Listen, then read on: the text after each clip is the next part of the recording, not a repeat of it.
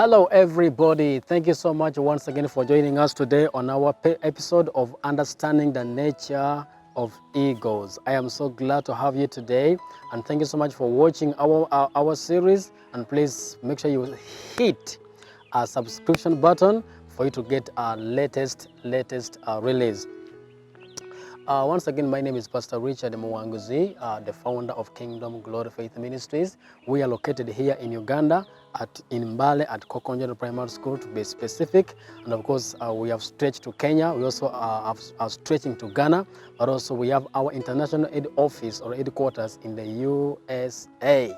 So we thank God so much for the far He has brought us and the far He is taking us. Bible says He is able to do exceedingly abundantly all that we can ever ask, think, or imagine, as per the power that worketh within us. I believe God is taking us to a higher and higher heights. So back to our series of understanding the nature of egos. We say number one, egos fly alone. That is a recap. So you're supposed to get that. Egos always fly alone. You don't find egos flocking. Number two, we said egos always possess an accurate vision. Egos are aware of everything, but they focus on one thing. As a dreamer, be aware of everything, but focus on only one thing. Then we said egos always eat live food. As a dreamer, you are supposed to feed your dreams with new, fresh motivation. Don't keep company with people who discourage you. Don't keep company with failures. In fact, there are people whom I consider dead meat. I no longer speak to them for like 2 minutes. Even 2 minutes, because I consider them as dead what? Dead meat. So there are people you're supposed to de-associate yourself from if you're going to become all that you are born to be. Then the next principle, we said egos always test before they trust. You should never commit yourself to people who have no interest in your dream. There are people who are going to come and kill your dream. So don't commit yourself to people who you haven't had time to test, and those who have no interest in your dreams. Not everybody is going to buy your dream, your vision. Not everybody is going to understand what God put in your spirit. So make sure you de-associate yourself from those that you have not had time to test. Then of course we said egos always prepare for training. They always prepare their replacements. Nobody lives forever. Your success as a leader is measured by the success of your successor. No one is going to live forever. So you are supposed to understand that you are indispensable, and you start training your replacements. Right now, I'm training my replacements. By the time I clock 40 years old, I may not be doing what I'm doing right now. So right now, I'm training my replacements because I want to be a successful leader. All right, now our next episode or principle is that egos love the storms. Write that down. Egos love the storms. Now, egos are the only birds that have been proven to grow to size of 7 feet of its wings. Now, first of all, before the storms come, egos are able to sense the storm like hours before the storm comes. There's the principle there. You as a dreamer, you are supposed to be alert, always have the spiritual sense. You are always supposed to sense danger before danger strikes. You are supposed to prevent than to cure. So egos always sense the storm first before the storm arrives. So they can tell that the storm is coming. Why? Because they have that sense. So you as a dreamer, you're supposed to have the spiritual sense. Sense always, be sensitive to whatever is around you.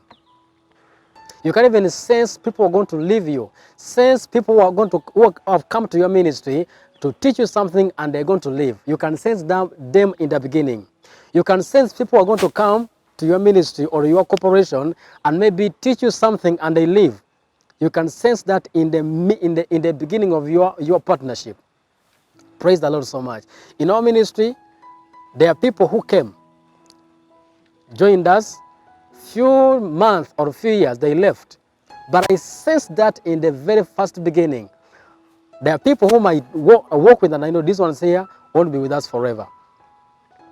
So there's a principle there. Now, egos First of all, when our egos look at the storm as an opportunity for them to relax. That is a very important principle to understand. Egos don't look at the storm as a problem, but they look at the storm as an opportunity for them to relax. Why? Because the egos use the storm's fury to set its wings and its pinions, and its pinions will catch the winds of the storm, and the ego is pushed above the storm by using the winds of the what of the storm. So egos always fly into the storm. While other birds take cover, the eagles use the storms to relax and glide their wings. Praise the Lord so much. Challenges as a dreamer will come to test your abilities to handle characteristics that make you a dreamer. You will never make it to life without challenges. You are supposed to look at challenges not as problems, but look at challenges as opportunities or stepping stones for you to go to your next level. In this book here called Discovering the Champion, I talk about the dream interpreters and dream interrupters. And let me quote one thing here. It says, I say champions are not determined by their height or size, but champions are determined by how they handle frustrations and challenges that come their way as they pursue their dream. So you are only a champion if you strike Goliath. No one will know you unless you strike Goliath. So when Goliath comes, actually you're supposed to pray for Goliath. Now today I don't see problems. Actually, I don't call anything problems in my life today. Why? Because according to God's principle, something only becomes the way you address it. So when you call challenges problems, they're going to become problems to you, and they're going to block you from doing what? Becoming all you're born to be. Let's take a look at Jesus. Jesus is here with the disciples, and they tell him, sir, they sent an email to him and told him, sir, your best friend Lazarus is sick and is going to die. Bible says Jesus first of all tarried. We don't know why he delayed there, but when it was time to go, he told the disciples, hey, let's go and see our friend Lazarus because he's sleeping. Now, you know the story very well. The disciples told him, sir, do you want us to go back to Bethany when just a few days ago they almost stoned you there? Then Peter told him, now, if he's sleeping, leave him, he's going to wake up. Now, notice what Jesus used. Jesus told them, Lazarus is dead, actually. But to him, he told them, Lazarus is sleeping, let's go and wake him up. In other words, something becomes to you the way you address it. Now, if someone is sleeping, that means you can wake them up. But if you say someone is dead, that means you can't wake them up. So Jesus was using the word sleeping because he knew that whatever you speak becomes. So in other words, challenges are good for dreamers. Challenges are seen as opportunities. That's why I love the Chinese and the Japanese. They have nothing like challenges in their vocabulary. What they see as problems, what you see as problems, for them they see them as opportunities. So in other words, Christians, how a Christian handles challenges also determines his or her spiritual maturity. In other words, there are times when silence is the best ship home. There are times when you are going to act, but you act with what we call wisdom. Dear friends, learn how to handle your challenges with a positive mind. You may not change how the things look like, but change how you look at things. If you fail, never give up on your dream, because actually the word fail means first attempt in learning. So when you fail today, don't give up. Some of us have failed many times, but we never gave up, because fail means first attempt in learning. When you receive a no, don't give up. Actually, the word no means next opportunity. When you feel your life has come to an end, don't give up, because end simply means efforts never die. If you take a look at me today, I am so handsome, so beautiful, so chocolate skinned, I am so fantastic, having passion in what I'm doing. Now, that is what you see. I am so successful, in whatever I'm doing, in my area of gifting, in my sport.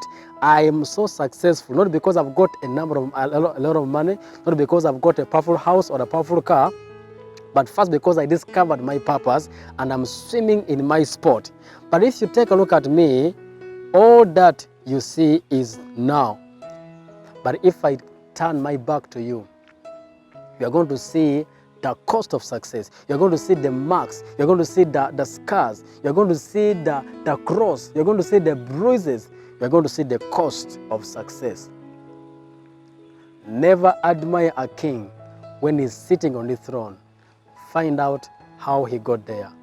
There's always a price to pay. There's a cost to pay. Praise the Lord so much. So challenges are always good for dreamers. Challenges are always good for champions. I just can't wait to dive into my next challenge, because challenges come to prove to you the material that you are born or you are made out of. So the principle here is, as a dreamer, you're supposed to fly through the storm. Fly towards the storm. Don't fly away from the storm, because the storm is going to come and teach you how to become all you're born to be. Now, when it is all over, you always come out with a promotion. Let me say that again. When the challenges are all over and you have won the battle, you will always come out with a promotion. Praise the Lord so much. Thank you so much for joining us once again. Let's catch up again in our last episode about the nature of egos.